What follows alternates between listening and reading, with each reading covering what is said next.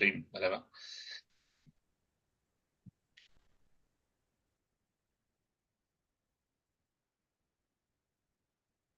Okay. Everybody keeps freezing on my screen.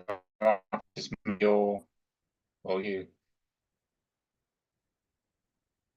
Okay. Yeah, we can hear you. Right. Okay. Right. Okay. Right. Okay. Ready to the Haverhill Town Council Finance Committee meeting or Working Party meeting on the 23rd of January 2024. Just let you know that we are recording live streaming this on our council YouTube channel. Item 2 is apologies for absence. Colin, anybody?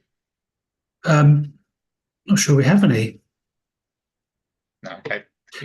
Councillor Hanlon gave his apologies. Right. Thank you. Item 3 then is members declare any pecuniary interest they may have on agenda and agree any dispensations to stay. So, do we have any? Nope. Okay, lovely. Moving on then. Item 4 is minutes of the last meeting. To approve the minutes of the meetings held on Monday, the 30th of October, 2023. I don't know if you want to put those up, Colin. Yep. Hopefully people had a chance to read them.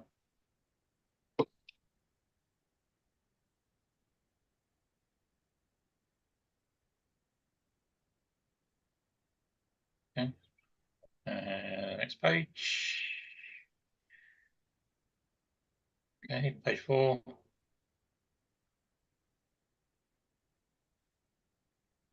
Okay, page 5. Oh, that's it. That's it. Okay, so I just have a proposal to set those as a true record. Councillor Andre and a seconder. Councillor Burns. All those in favour, please show. That's carried. Thank you. Actions arising from the meetings. I saw 2 notes on there for Kerry. I think one was regarding the breakdown.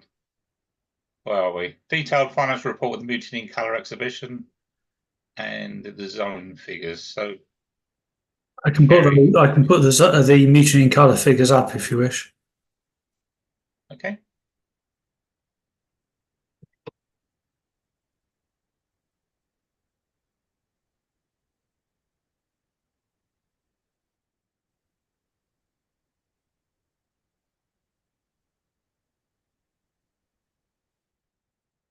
So this was a wash-up report I did alongside Sarah. As you can see, the income and expenditure for Mutiny Colour is basically, steady.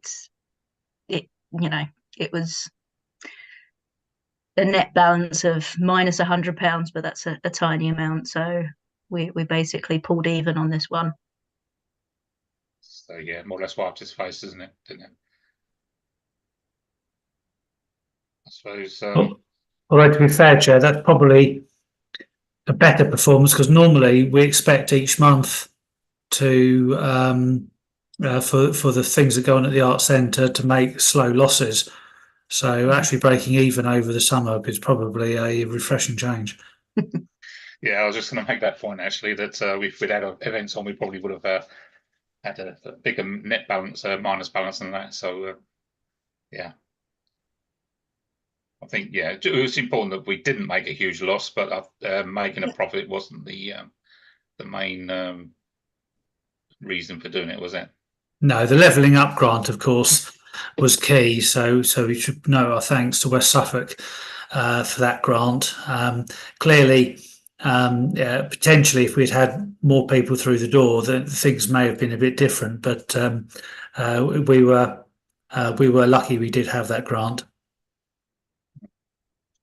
Anybody got any questions on that? No, doesn't look like it. Thank you, Kerry. The other one was about the figures for the zone. We had that. Sorry, carry on. Yeah, so that one's basically one of those things that it will be split out into the next financial year. Right, yeah. So Okay, so I this think year they were rolled together. specific But I bits think shows as this part of time. the Okay, RFO yeah, fine. report, as part of the RFO report, I think Yeah, Colin has lovely. pulled out some figures just to give you some ideas. So we're all I good can on show that on screen, Chair, if you wish. Yeah, and that's be okay for everybody. Thank you.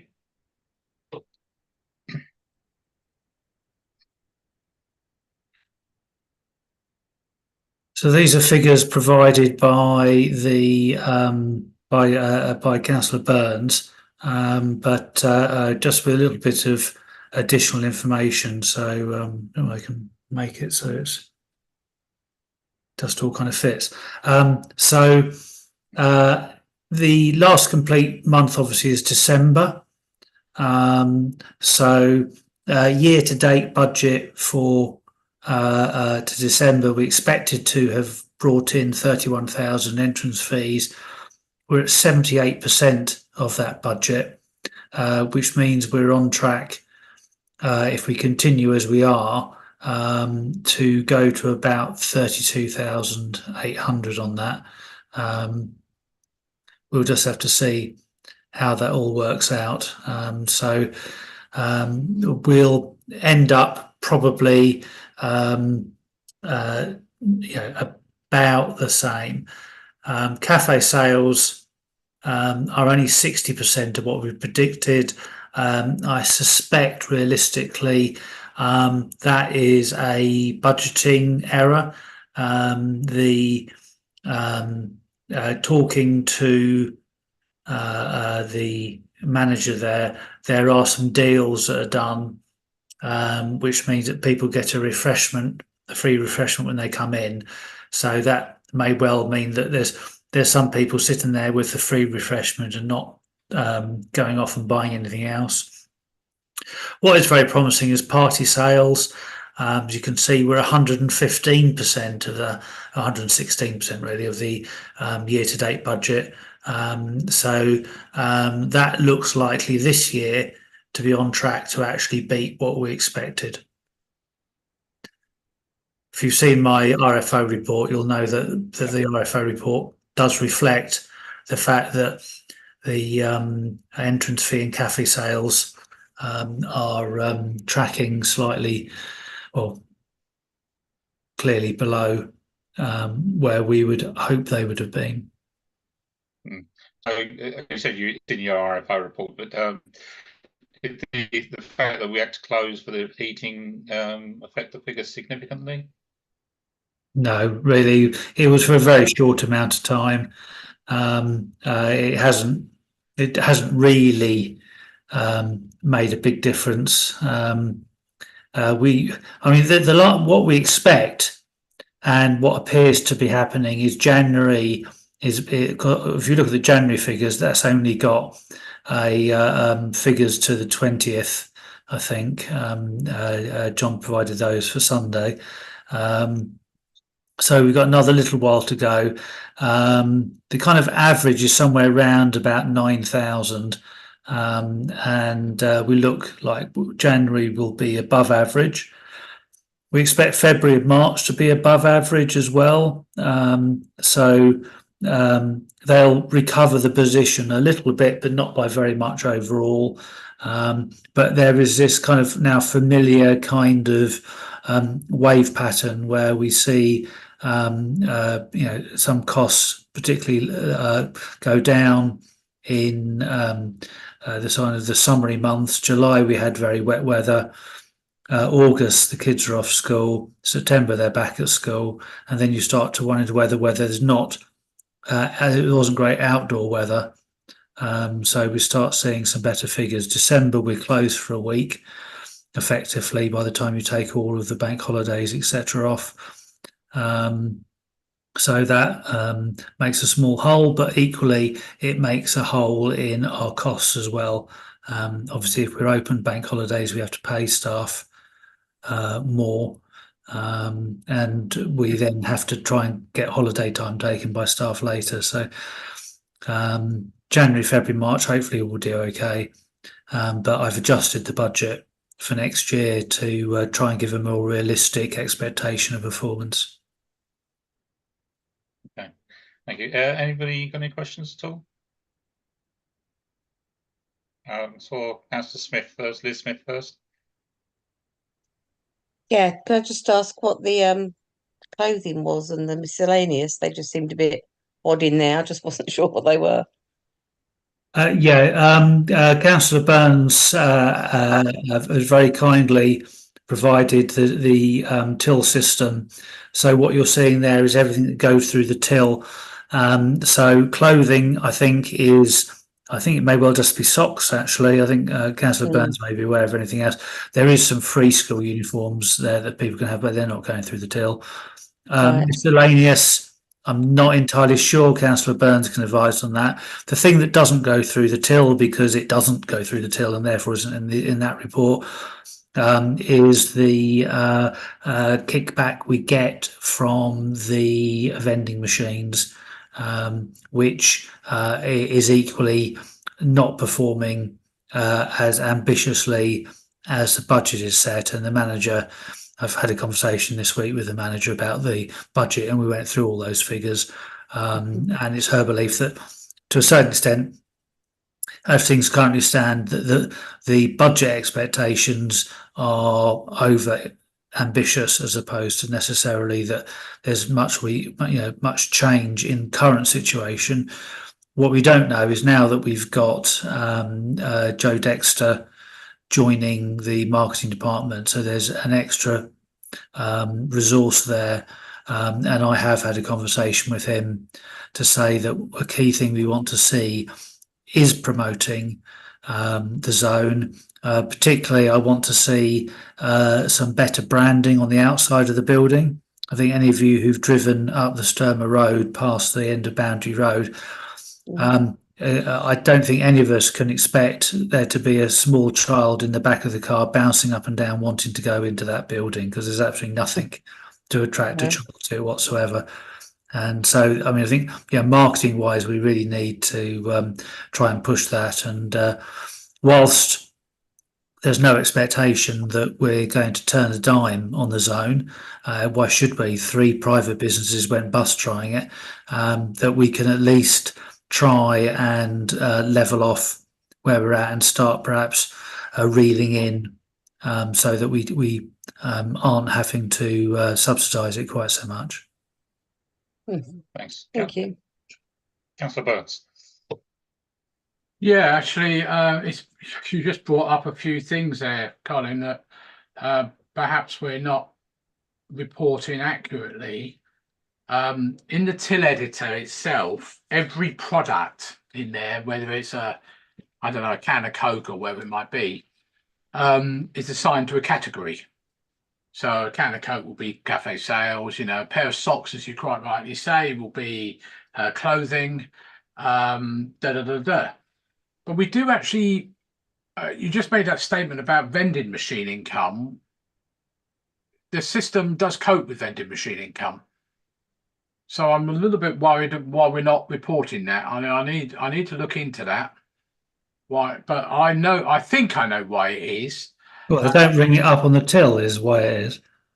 Well, I'd have to have a look at the data, but one of the things is that in the till editor, there's a thing called reporting categories, and the reporting categories is, if I'm going to call it, an amalgam of those other categories. So so there's tons and tons of product categories, things like hot food, cold food, kids food, whatever it might be, and they are consolidated into what's called a reporting category. And I suspect, I'm going to have to look at it, and I may be giving you false information here.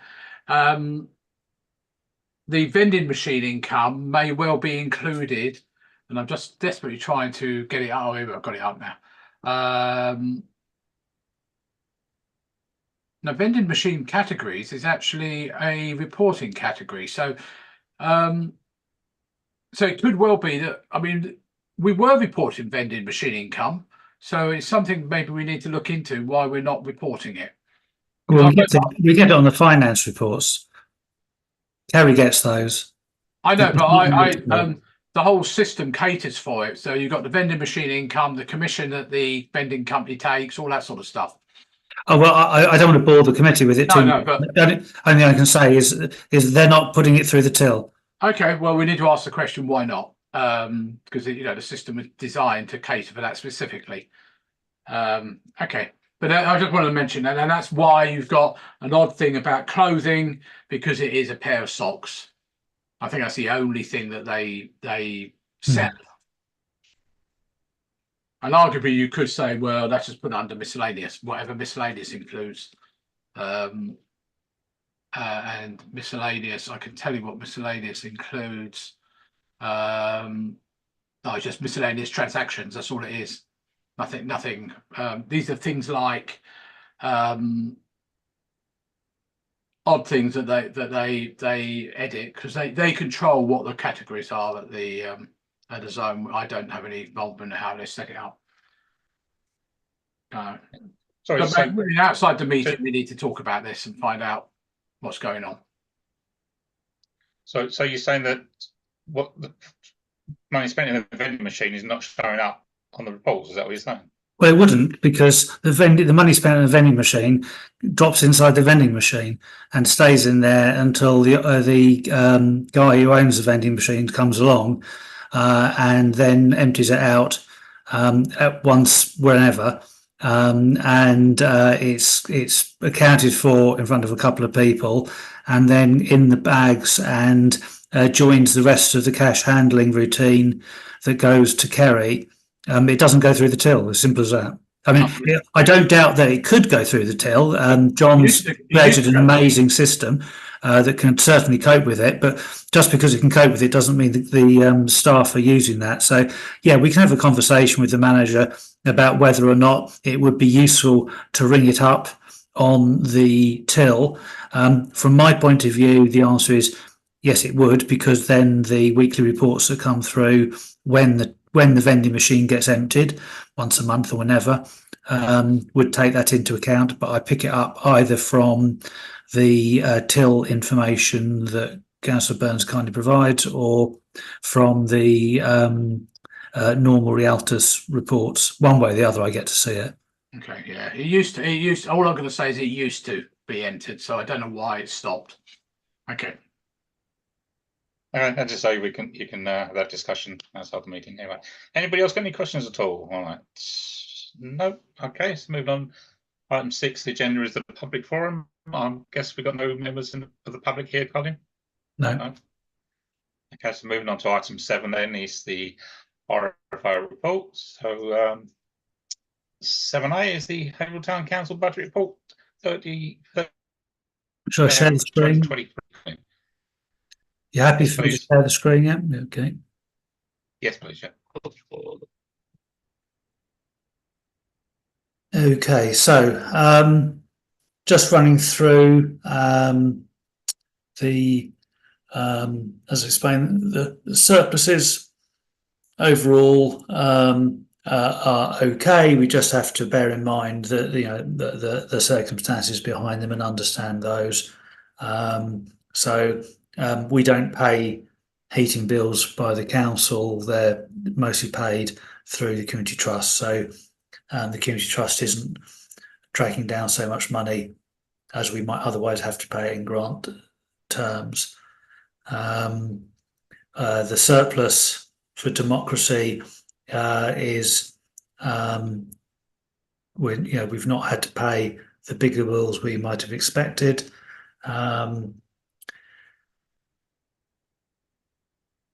Yeah, so I think just on art and leisure, I think those we find next month, the December month, not that we'll necessarily have a RFO report for December, but it will be you'll see the January report in March. The arts and leisure will have flipped around a little bit because the budgeted income will have, and a couple more 12ths will have been pushed across, which would explain the fact it looks a little bit above budget at the moment. It's just obviously having a November the 30th report when we had events on December the 2nd, meant that we'd paid for the event to take place, but the reporting trigger for the next tranche of precept hasn't been applied in November. Kiosk, we've got a more detailed report for you. Going down there, yeah, the zone, we've literally just gone through that report anyway. So if there's any questions. Councillor Andre? On this and other things that we'll be talking about later, I find it very confusing that the kiosk and coffee bar are merged and we don't get separate figures. Fortunately, Kerry's provided us with some information to help us with that. But is there any reason why the kiosk and coffee bar don't enjoy separate codes? The operation of them is fairly kind of intertwined. It is a discussion that Kerry and I have had, and I think, Kerry, did you want to comment on this in terms of how we're going to try to separate them next year? Yeah, so when the figures for the kiosk, you will see that I have separated it out on an allocation basis, so we'll see that when we get to it in a little bit. But next year, yes, I do intend to separate out the kiosk and the coffee bar so that reporting will be a lot clearer. So from April 1st, that will be what I intend to do. Can I just say that I find the kiosk appears not to be very profitable. I mean, that may be that we're providing it as a service. I appreciate the limited profit opportunity for the zone is because it's a valuable community resource and serves a lot more purpose than just making money for us. The kiosk, is that a similar thing? Do we regard that as a loss leader, as it were? Is that for me, Chair? Do you want me to? Yeah, please. Sorry. Yeah. Thank you. I think it would be nice if we were able to break even on it. I think the difficulty we have with the kiosk is the fact we can't have a single person operating it. So you've got higher staff costs. Do you want me to actually just change the share to go look at that now as the issue is raised, Chair? Yeah, I think it'd probably be useful. Okay, let's just change that one.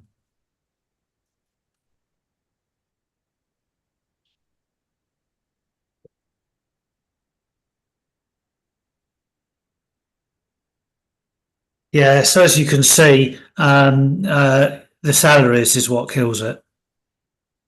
If you had one person working in there, but realistically, from a safety point of view, can we have just one person operating in there?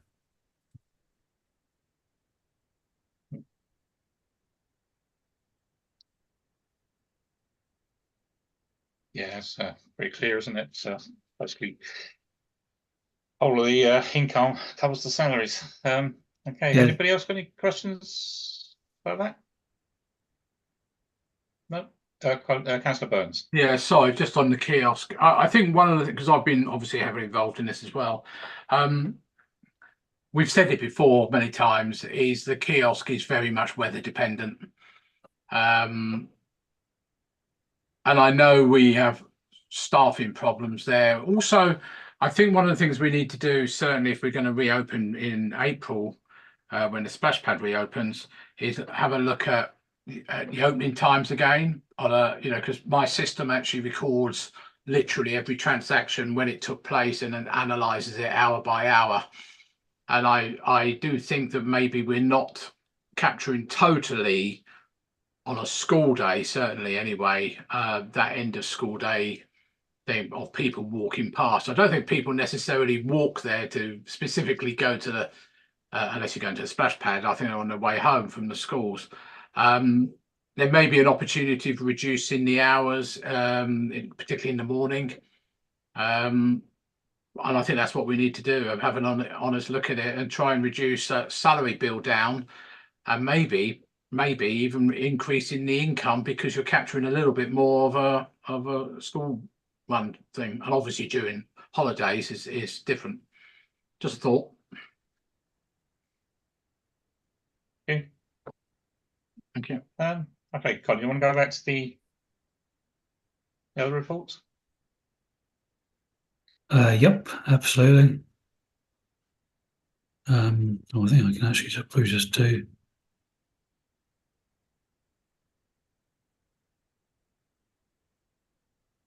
Right, we're back on the RFO report, I think. Yep.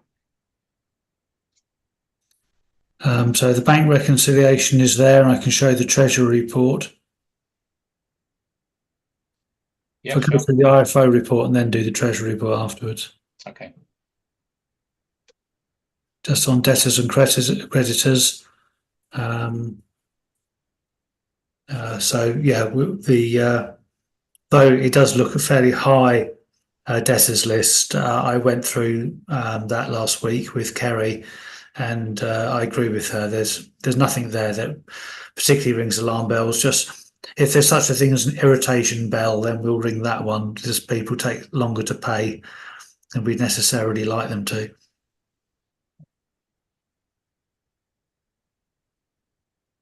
Going on to the Haverhill Community Trust, there really isn't anything of particular concern here, to be perfectly honest. Obviously the fact we're not incurring such large bills for utilities has helped a great deal with the situation. So we've not had to put so much grant money in as we might otherwise have done. Obviously the zone is always the exception, but everything else is performing fine. Okay. I'll ask Council if they've got anything to comment on any of these parts. Just stick your hand up and I'll get you. Okay, move on, Colin. Okay, now I can go on to the Treasury update. So just looking at position November 22 to November 23, overall November 23 we're in a slightly better position, but in cash terms it's just about probably a little bit lower in cash terms than we necessarily were last year, but very marginal.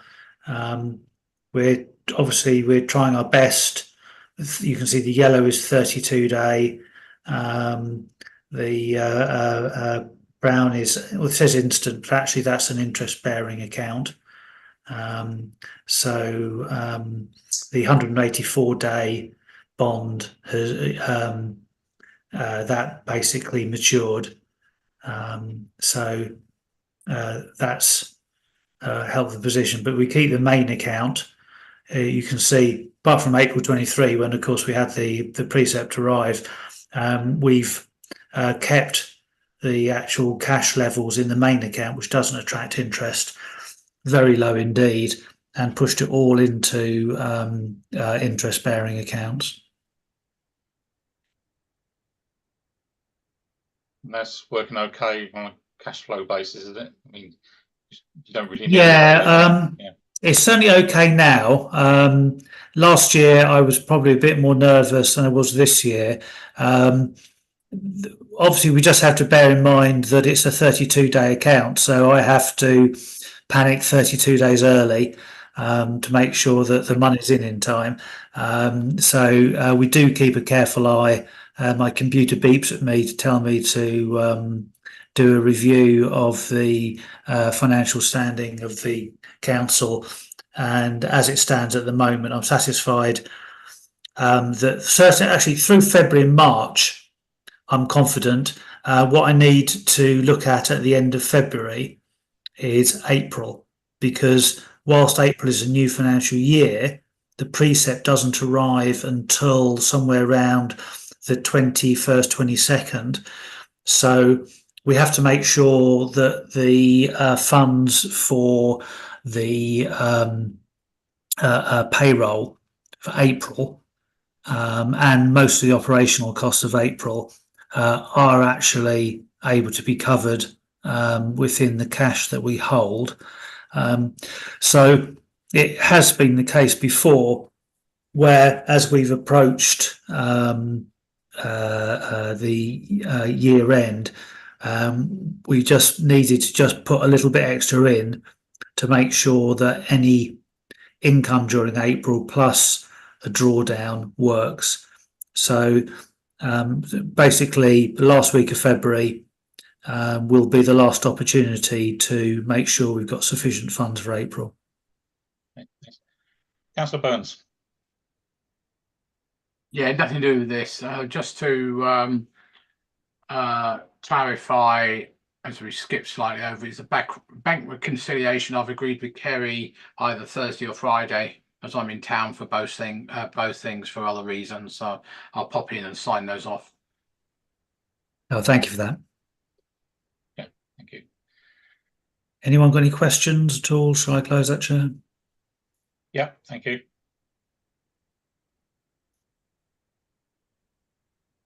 What are we up to? Off budget. Yeah. So we've been through AB. We've been through all those under 7, Colin? We have, yeah. Okay. Okay then. Item 8 then is a draft budget 2024-25. It's because of the second draft of the budget and agree a recommendation to full council. Hopefully you had a chance to look at this. Did you want to put that back on the screen, Colin? Or on the screen? What did you want to see? Sorry. Which one did you want to see? The written budget briefing, which I think the 11 yeah, I believe, yeah, probably the written one. Well, the spreadsheet's a bit too busy, isn't it, to see on this screen? Yes, although obviously on the screen I'll put up the Excel sheet because it's got the formula and etc. So nothing has changed on principles or pay or heat and light or insurance for that matter. So other costs, there was a fairly wide-ranging discussion with the Community Events Working Party last night. And I think that focused around Haverhill in the Park, particularly, but also the big day out. There wasn't a huge amount of traction with councillors for having the big day out on the Sunday of Haverhill in the Park. I think it's fair to say, Councillor Burns, you chair the Community Events Committee. So it was really, I think there was still certainly a feeling espoused by a number of councillors that the whether or not we can cut out the Sunday of Haverhill in the Park and save money that way.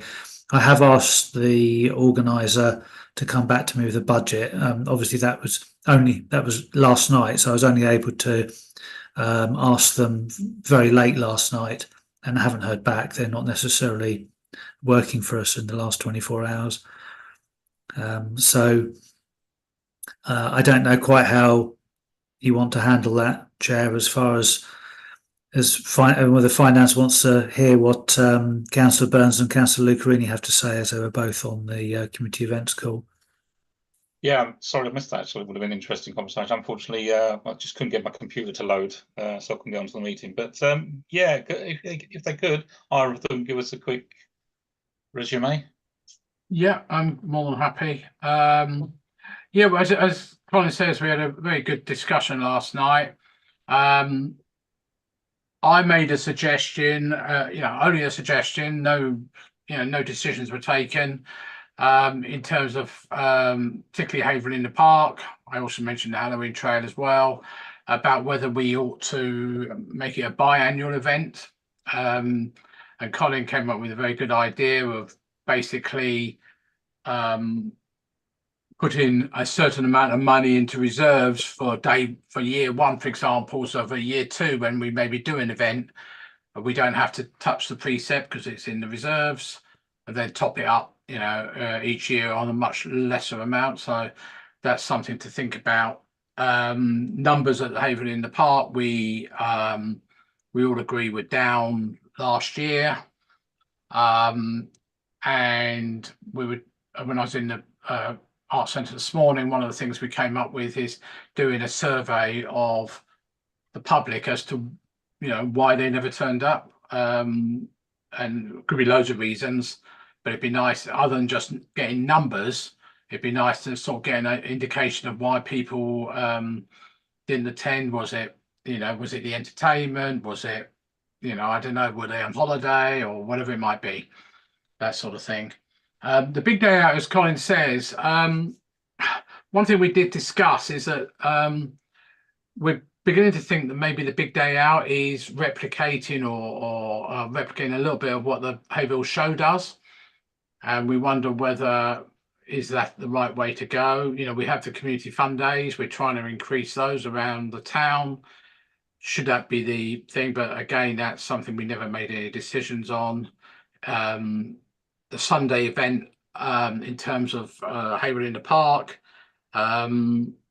certainly year 2022 and 2023, those numbers were quite badly down. Whether we could save any money, we might be able to save a bit on security, perhaps. Take the stage down a day earlier, that sort of thing. May save some money. But as Colin says, we haven't got any answers. But it was only 24 hours ago that we actually asked the question. Maybe by next week for the full council, we might have a bit more information to look at that. But one of the things we have to, as a working group anyway, with the input of all councillors, is to decide whether or not what we do with each event. It's what we agreed about 2 or 3 years ago. We were going to look at every event, not just carry them on just because they've been going on for the last 20 years. Is things like, do we carry on with them? Do we change them? Do we replace them with something else? Or do we even drop them? We need input from all kinds of people. We can't make that decision. But every one of them, particularly Haverhill in the Park, of course, and the Halloween Trail particularly, because Halloween Trail is quite expensive, but more importantly, it's a lot of work for a lot of people. 15-hour days. Haverhill Park is a week's worth. And I felt it after that, of course, because I fell ill afterwards. So yeah, I think a lot of discussions. I think I would like people to think about it, and whether. And obviously, we're going to come into a minute about whether we want to go with a precept rise as it is now, or whether we can reduce it slightly by saying, okay, this year we'll do this and next year we'll do that. That's a discussion we should have. Thank you. Yes. Yeah, I think the Haverhill in the Park, I think it would be sad if we just cut that back now, because I think it's one that that type of event is something that takes a while to build up. It can take a few years to get its momentum of its own.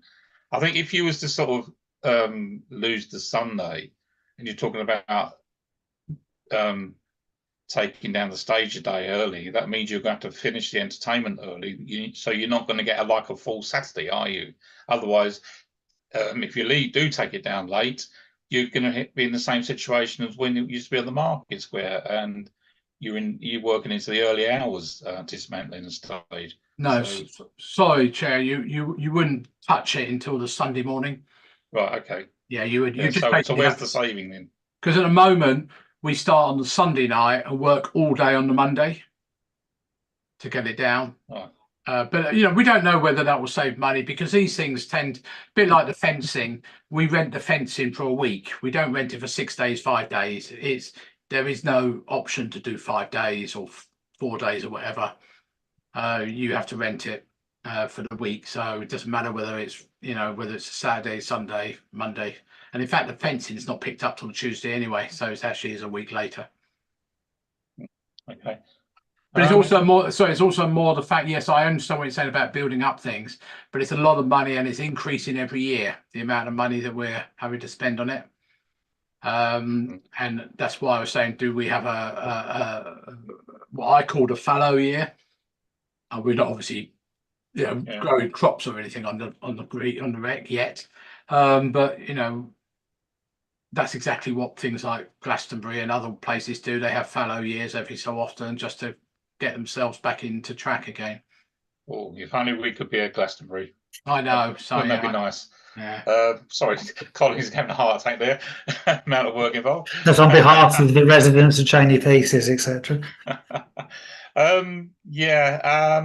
Okay. So yes, I mean, I spoke to a lot of people at the event this year, and but everybody thought it was great. But the problem was the local people didn't turn out. Everybody that came from far and wide thought it was great because they don't have anything like that in their own town, and that's what sets us apart, I think.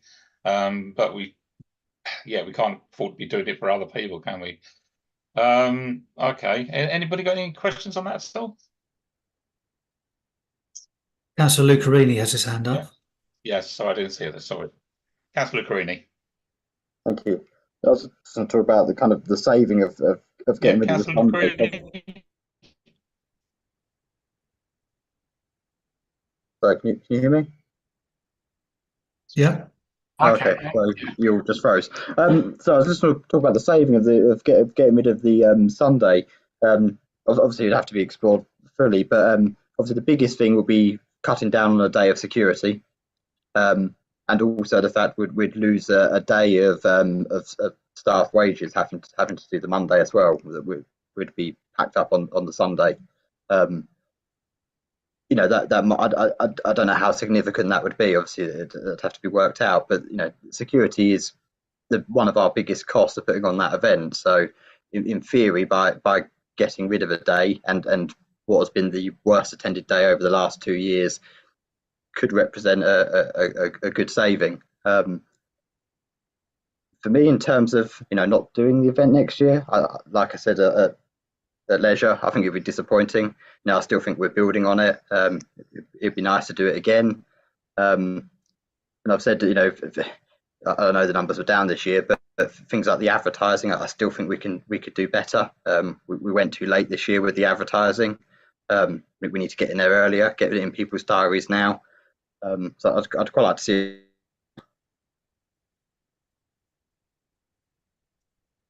Thank you. Okay. Anybody else any comments at all? All right. So, are you asking us to make any recommendations here now, Colin, or?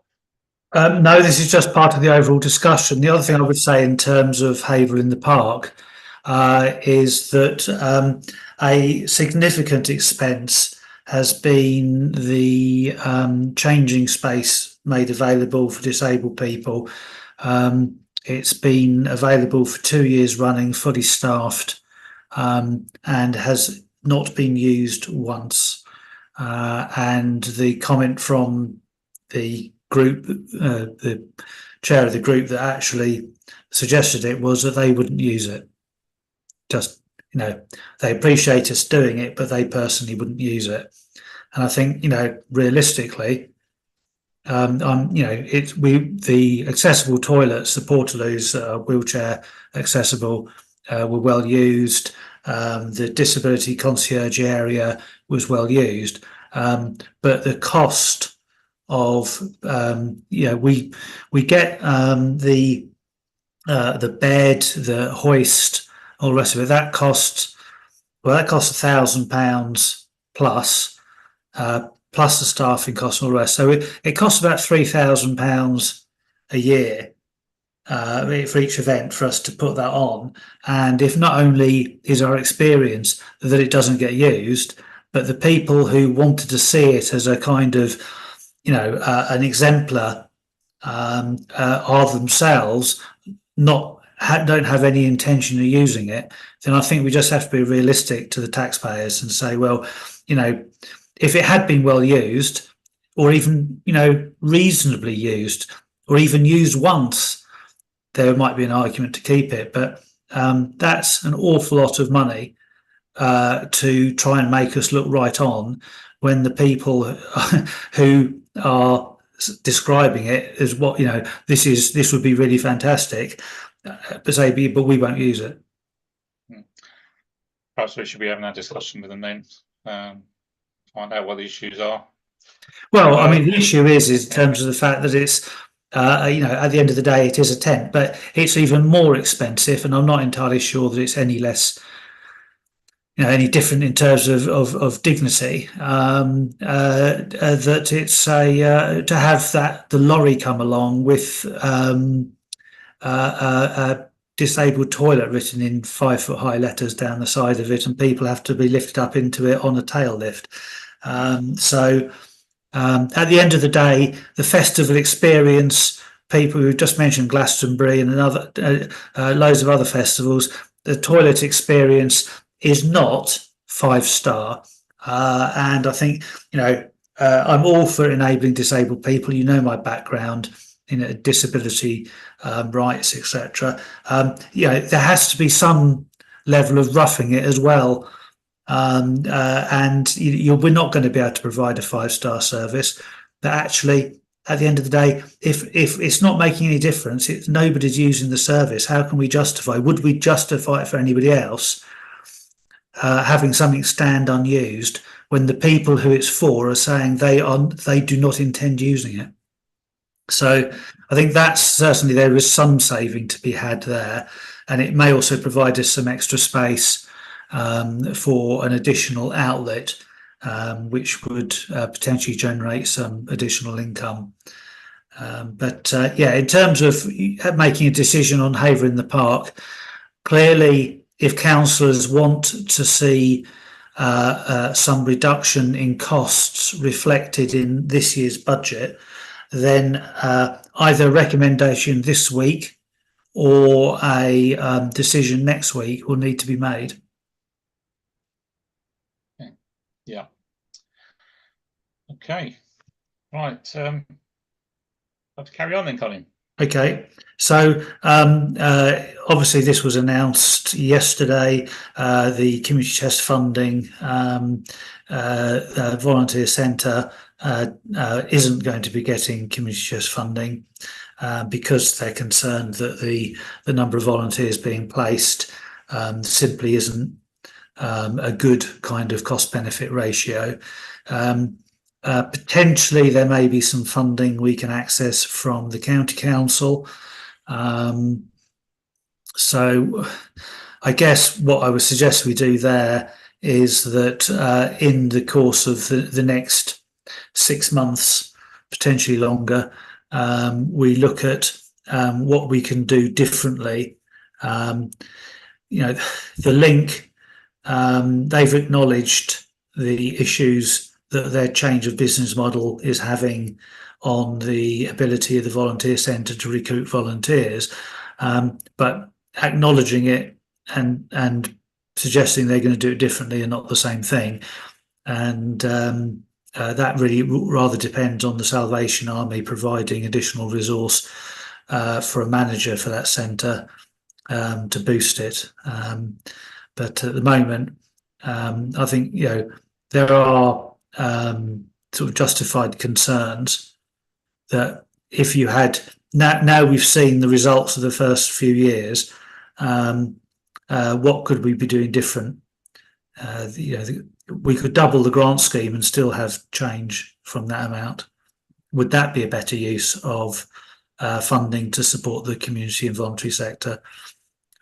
Or do we see whether we can try doing something different in year 4 that we haven't done in year 1, 2 and 3? Councillors have any thoughts on that? Okay. Councillor Burns? Yeah, I mean, Colin and I have already, you know, I'm on the volunteering task group anyway. I am seriously concerned about how much money we're putting into a scheme which was great during COVID. Did a great, fantastic job. But I think now what we're seeing is a lot of organisations are going direct for volunteers. just bypassing any other capability there is in towns, and they're not just here, it's elsewhere as well. You know, they're using social media and other methods of doing it. I certainly think, and also to change what we're seeing at the link with other things going on in there, which is causing problems in terms of people who do want to come and volunteer, not, you know, sort of walking away, if that's the right term to use, in sense that they're not sure that they should even be coming through the front door. My personal view is we ought to, whether we increase the grant scheme or not, maybe not double it, but, you know, add something to it.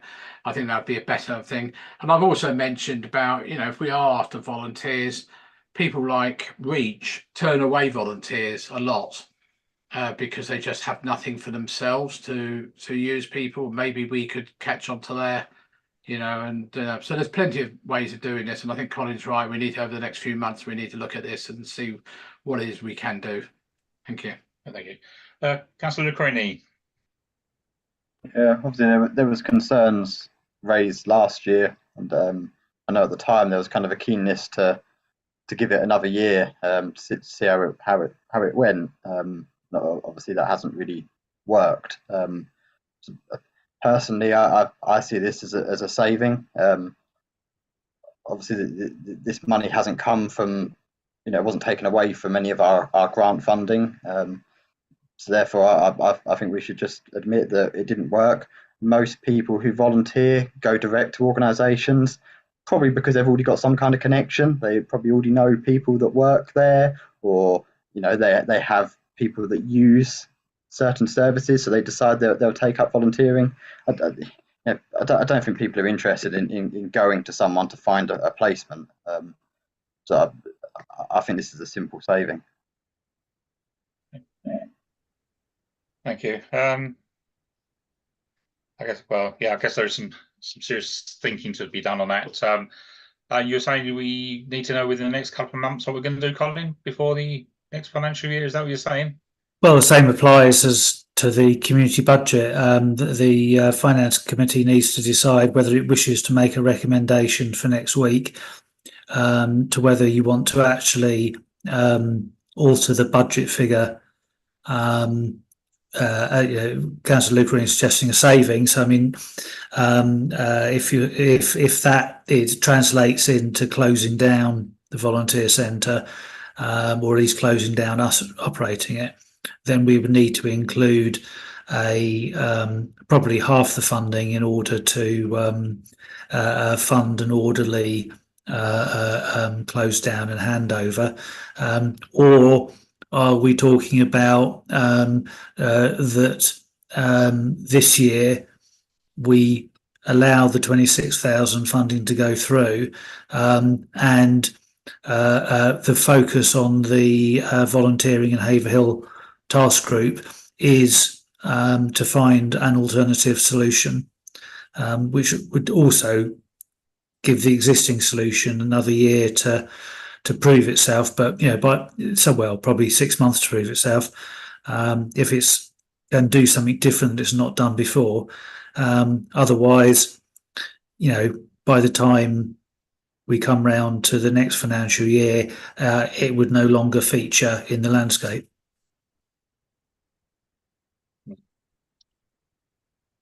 So has anybody else got any thoughts on this at all?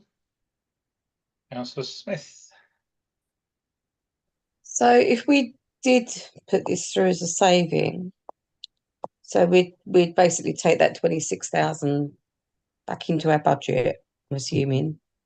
Is the link, the whole shop and everything? Obviously, we provide the staff member, don't we? And you know, part of that facility. But would it mean actually the link closing, or do the other partners? No, saying that? The only impact it would have on the link is that the link wish to start charging us for a licence fee for being there. Right. But the Salvation Army have committed to the link being open for a number of years. Right. The model has changed. Hence, as Councillor Burns was explaining, it's now working the exact opposite way to what we needed it to work. And at the end of the day, the Salvation Army need income, and the people who meet there need meeting space. But we've found ourselves on the wrong end of that arrangement. Right. So yeah, I mean, we wouldn't harvest the whole lot, because we'd have to have an orderly close down. But if you wanted to recommend closure of the volunteer centre, it wouldn't. Well, I mean, the link may be sorry to see it go, but we would basically want to retain 13,000 in the budget so that we could organise an orderly close down, etc. Okay. Thank you. Okay. Anybody else? Okay. So are you asking for a proposal tonight then, or do you, as you said, we got to have a recommendation by next week? So if we don't do it tonight, when are we going to do it? Well, exactly. So if this working party wishes to make a recommendation, either to retain it but review the whole operation, and that be the focus of the volunteer Haverhill task group, is to review what we could better do with the 26,000, or your recommendation is that it stays the same, or your recommendation is that we go for an orderly close down and take 13,000 out of the budget for this year, and leave 13,000 in, so that the volunteer centre can be closed. Councillor Carini. So does this need to be put forward as a proposal now then? Is that? This is your opportunity to recommend to full council. Otherwise, we're going to have the debate all over again at full council. Well, okay. Well, in that case, then I will propose that that we have an orderly shutdown. We put 13,000 into the budget, and we proceed to close down volunteer centre. Thank you.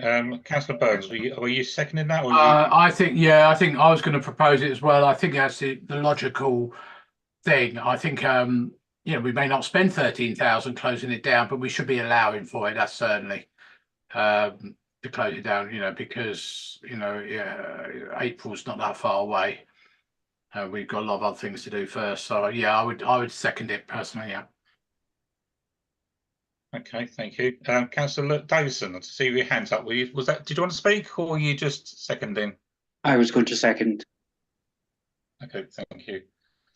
So is there anybody else who'd like to comment at all on that, or put forward any alternatives? If not, we've got a proposal that we form an orderly closing down of the volunteer centre. I'm guessing from the next financial year. Would that be, Colin? Yeah. Because it's obviously within the next financial year, yes. Yeah, within this one. Okay. So we've got a proposal proposed by Councillor Carini and seconded by Councillor Burns. So all those in favour, please show. Two, three, four, five. Oh, that's about 7 there, I think. Yeah. Any against? Okay, so that's carried then. Thank you. Okay, going on then. Colin? Yep. Contribution to the operations. So we talked about the grant to the community trust, contribution to the zone in terms of energy as well. The contribution to the Arts Centre, the subsidy, which has been there, but is larger because we've combined some of the other figures which amount to the same thing as a contribution. We've actually managed to trim 13,000 off the figure that was presented in December, as the income figures, particularly for Panto, etc., that have come through, are looking fairly positive. So we can be a little bit more bold on that. But the flip side is that looking at those numbers coming out of the zone, the income deficit support would need to go up as far as the zone is concerned. Reserves, I've doubled the drawdown that was originally proposed from reserves, because our experience over December, etc., is that we do need to replace our event radios.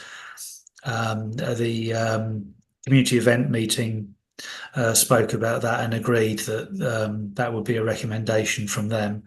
So I've allocated 20,000 from our technical equipment reserve, replacement reserve, which is there for that purpose, to fund the replacement of event radios. Sorry, Councillor Luccarini.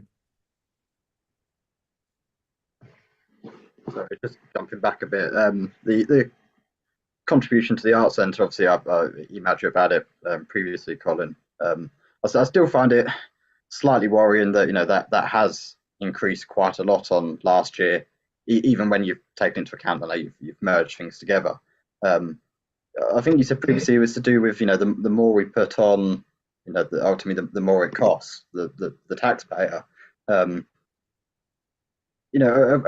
we reviewed what shows we are actually putting on? Are we being slightly more savvy with what we're doing? I've spoken previously of things like cinema, how poorly cinema has done, and often we're mirroring what Cineworld are doing.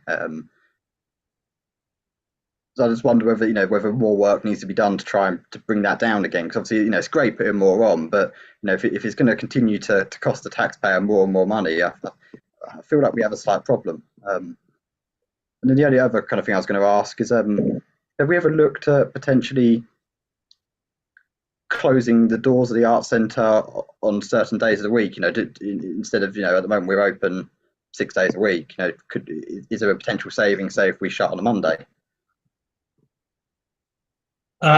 Yes, I guess there would be a potential marginal saving to be had. Obviously, we have community groups come in on certain days of the week, and there's tech work, etc., to be done. But I mean, the zone isn't open on Mondays and Tuesdays for precisely that reason. That it's not economic to do so.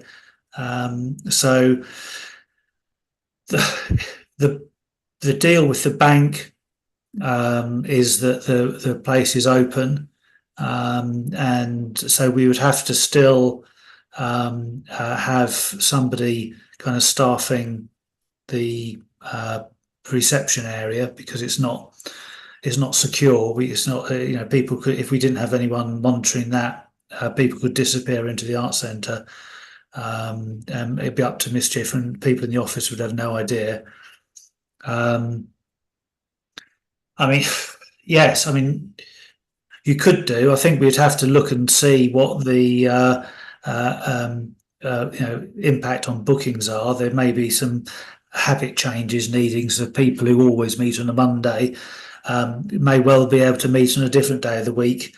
If we're not open on a Monday, for instance, we'd want to look and see which is our least busy day, and look at the impact of taking that out of the equation.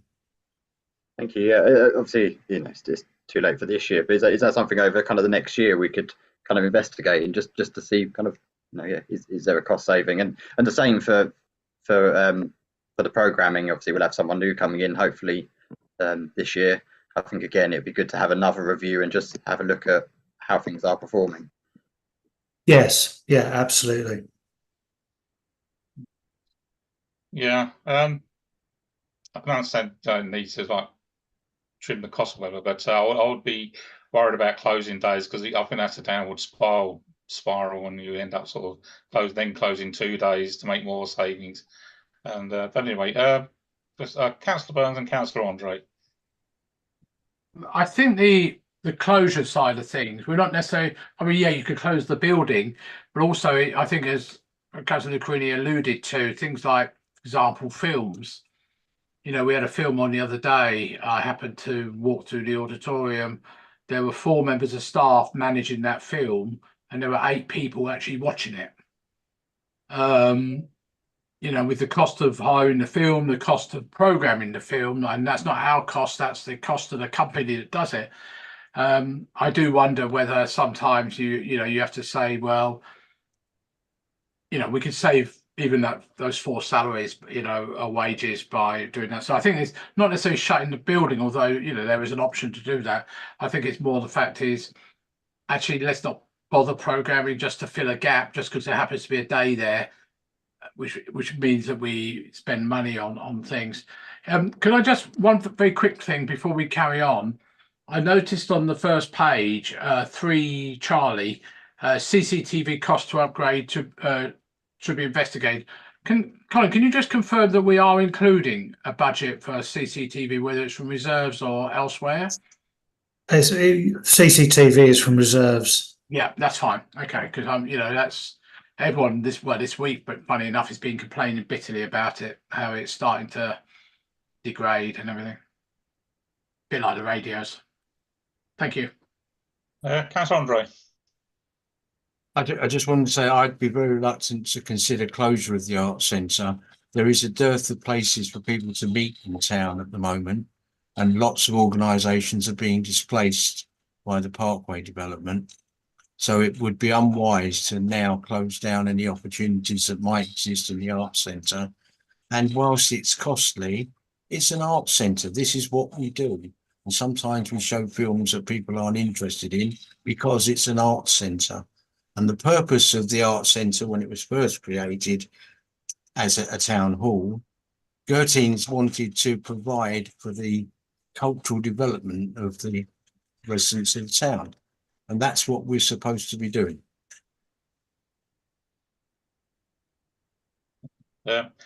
Councillor Creaney. So my signal's not very good here. I'm only getting every other word at the moment, but sorry, Councillor Creaney.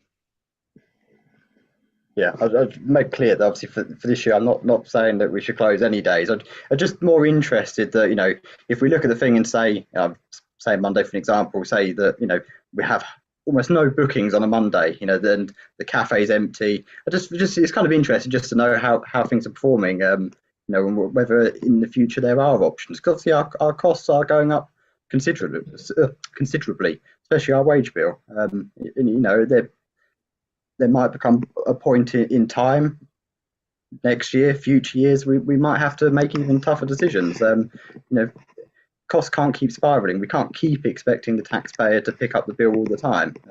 And all councils are having this problem at the moment. It's not just us. I think, you know, there's a problem nationwide that someone's going to have to tackle at some point. And just to touch on the cinema again, obviously one of our biggest purposes was always to provide an offering that didn't exist in the town, and that's why we used to do cinema. When we didn't have a cinema in Haverhill, we showed films because there was nowhere else for our residents to go. Obviously, we now have Cineworld, which is a great addition to Haverhill, and a lot of the time we are almost competing with Cineworld, which seems bizarre from my point of view.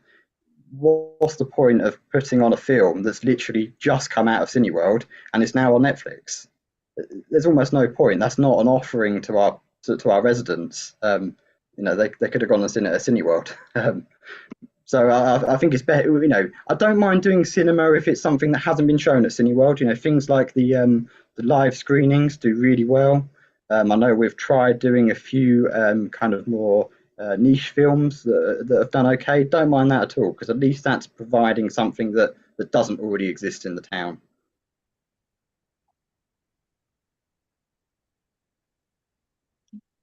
Thank you. Okay. Colin, do you want to? Sorry, as I said, I'm struggling here with my internet. Councillor Smith.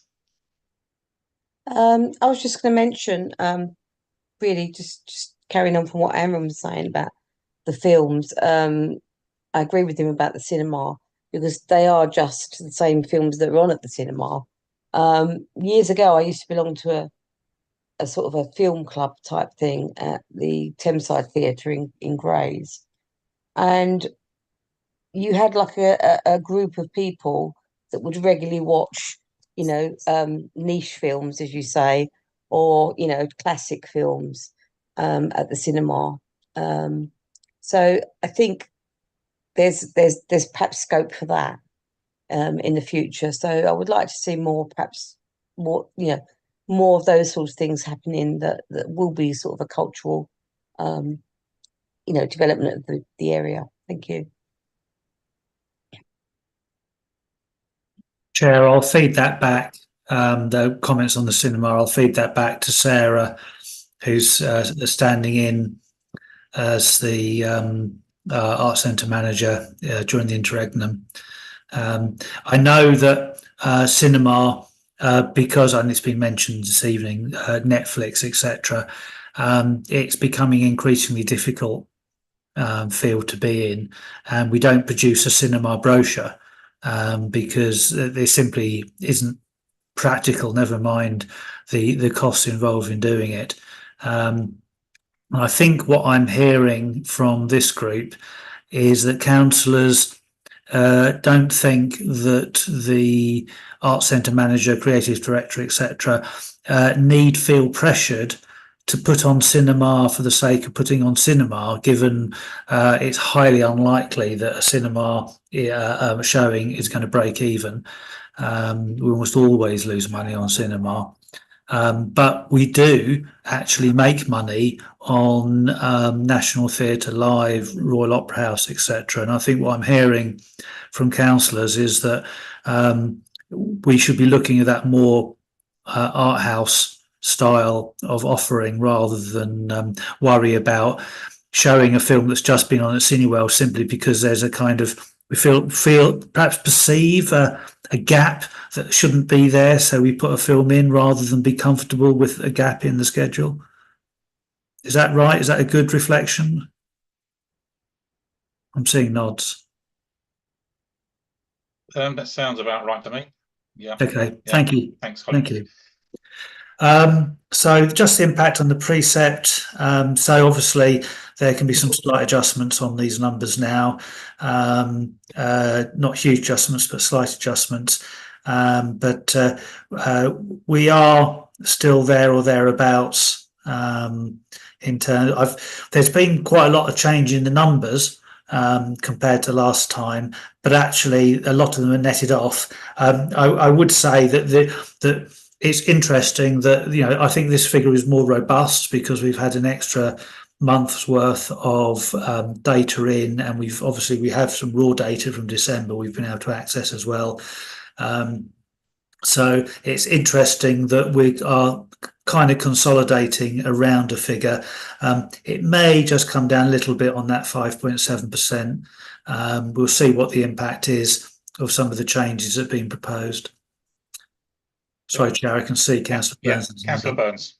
Yeah, so a couple of questions on that, Colin, and I forgot to ask you earlier today, actually, when I saw you.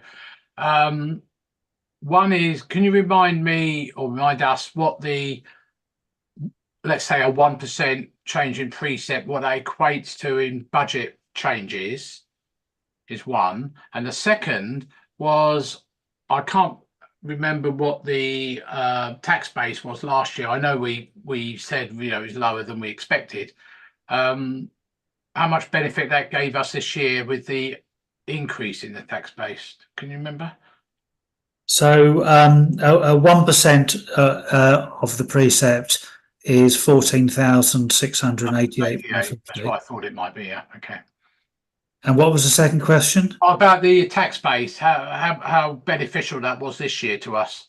Oh gosh, I can't remember what it was. I took it out of this. I can show you the figure from. Let's have a look.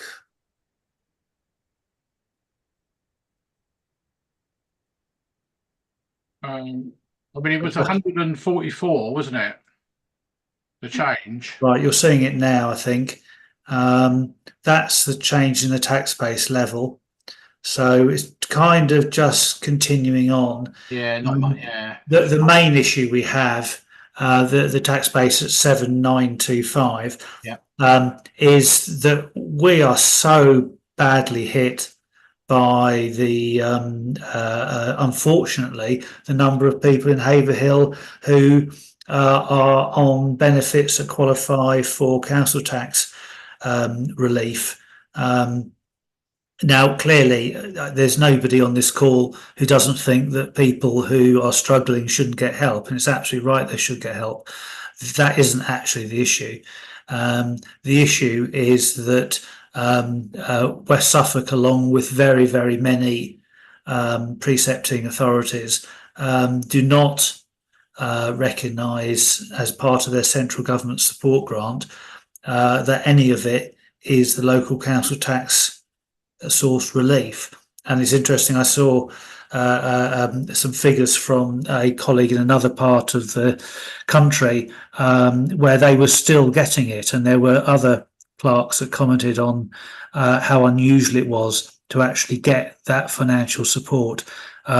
Unfortunately, we annually raise the issue with West Suffolk, and I talked to Rachel over at West Suffolk, and it just didn't even begin to dent. No one was listening to the argument. And the truth is, of course, is that which governments of every shade, they just claim everything's in the central government support grant. They announce money after money after money, and then say it's in the central government support grant, but nobody can see the change in the level of the central government support grant that equals the amount of money that's supposed to be in it. It's like a TARDIS operating back to front.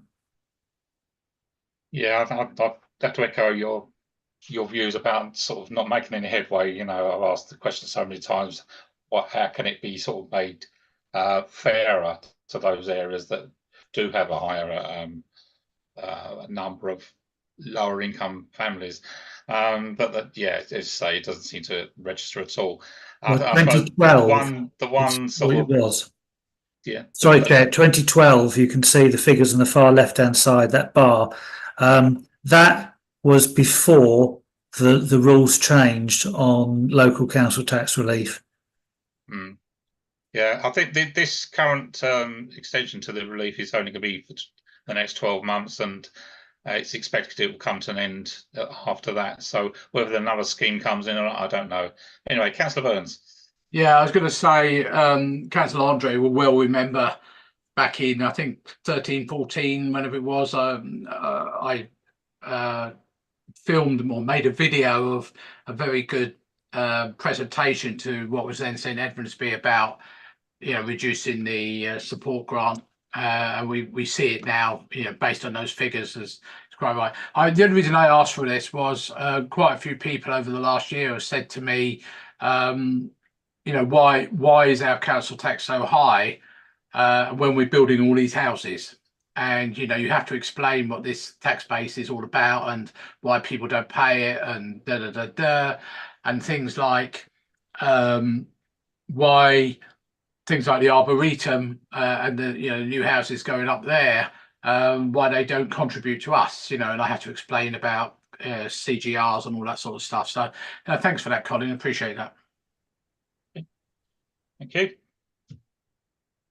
Okay, so anybody else have any more comments on this? You're looking for a recommendation, aren't you, Colin? Not particularly on that matter. Sorry, I'll go back to the budget briefing. So it's just in terms of the final bit is yes. So taking into account what's been said as far as the volunteer centre is concerned, and that's the only actual change, because you're not making any recommendations on events. Am I right? I think I've not heard any votes on recommendations. No.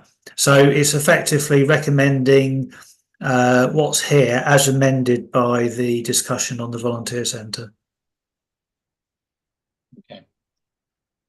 Councillor Burns. Yeah, sorry to come back. On events, I think to clarify that, maybe this based on whether there's any substantial savings to be had by removing the Sunday event for Haverhill in the Park. Yeah, we'd have to tackle that next week if we. No, that's right. No, I realise that. But based on what you just said, with that 13,000, that percentage increase is probably going to be more like maybe 4.8% now. I mean, I know I'm not holding you to it, but yeah, in theory, it should get us just under 5%. Yeah. Thank you. Councillor Carini. Yeah, just on the events, I was kind of waiting until next week. If we can have kind of some kind of figure as to what the Sunday saving would be for Haverhill in the Park, and then we can kind of make a decision. Okay. Councillor Andre, I think I see your hand raised. I'm concerned that we're leaving it too late. I'm happy to go with this. I would be happy to propose this solution subject to the amendment for the 13K if we can do that. Otherwise, we're going too close to the wire for next week. We need to have it determined before next week so that we've got a firm position. Okay, so in recommendation we make today is just that recommendation. Obviously, the full council will make the final decision, won't they? So we do have that week's leeway, if you like, to amend anything. Councillor Carini. Yeah, I don't know whether Colin can just clarify that, but that's my assumption that we're making a recommendation tonight. So next week there is still time for us at full council to make a change with things like Haverhill in the Park. Yes, there is. So what I'll do is I'll provide the amendment to this figure to full council, given the volunteer centre discussion, and by that time I will have numbers on Haverhill in the Park, so I can provide another scenario. So councillors can next week can consider more than one option. Okay, thank you. So so we got a proposal there, please. We go with this 5.7 as it says at the moment, bearing in mind that we will have an amended figure next week and the discussion next week. Yeah, Councillor Burns. Yeah, happy to propose. So I might beat Councillor Andre. Sorry, Roger. Yeah, so seconder, please. Yeah, Councillor Liz Smith. Okay, and all those in favour? Yeah, that's carried. Thank you. Thank you, everybody. Enough there to go forward then, Colin? Got everything you need to know? Yes, thank you, Chair. Yeah, good. Okay, so we'll move on then to item 9, which is the date on the next meeting, which is Monday, the 22nd of April, 2024. So, okay, so 4th of April. What did I say? Sorry, Chair, I thought you said 22nd. That's what's got on my minutes, my agenda. Is it the 12th? 22nd is. Oh, okay, yes, fine. Okay, we'll go with that then. It is a Monday. It's different. Mine's different for some strange reason. I'm just checking my torrent. Yeah, 22nd is a Monday. Yeah. Right, Yeah. Okay. So item 10 is closure. So close the meeting then at 20:26. Thank you for your attendance this evening.